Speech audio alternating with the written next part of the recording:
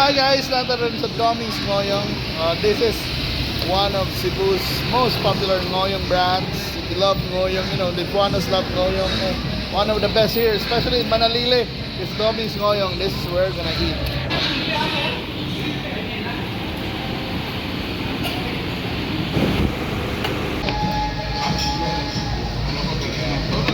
So guys, this is what's for lunch. So that's what you call Ngohiong, by the way. This is Cebu's signature spring rolls. We have siomai, or steamed pork dumplings, siopao, or steamed pork buns. We have puso or hanging rice, Mountain Dew. We have, this is gizzard, fried gizzard, liver, and this one's fried manok bisaya. And steamed rice. And for dessert, we have halo-halo. And if you want to take home some ngohiong, they have frozen ngohiong. So guys, ito na. This is our lunch.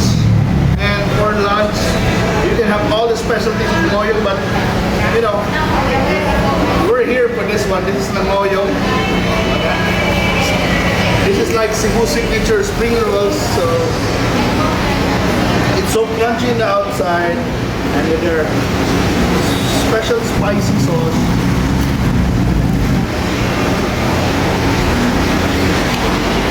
And you usually eat it with puso or hanging rice.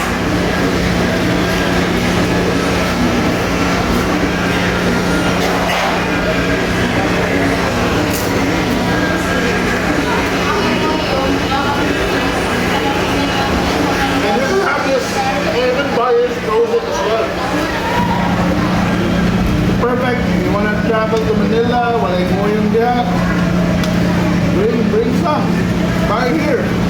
And it's frozen, half cooked, with your signature sauce. So perfect for your pasalubong. And of course, what else? You can try this one, the liver and gizzard,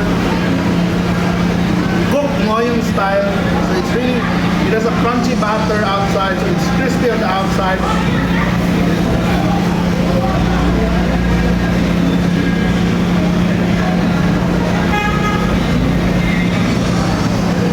So good with the sauce.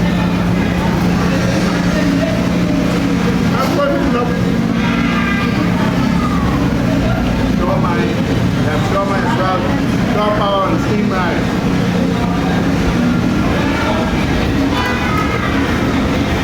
And for dessert, we have halo-halo. So really a perfect meal. So if you happen to be in Cebu, they're craving for something really Cebuano like ngohiong.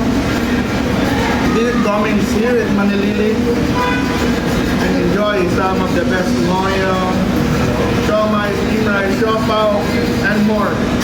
So thank you so much for watching, and thank you so much for all of your support. And I hope to see you on my next video. Bye bye.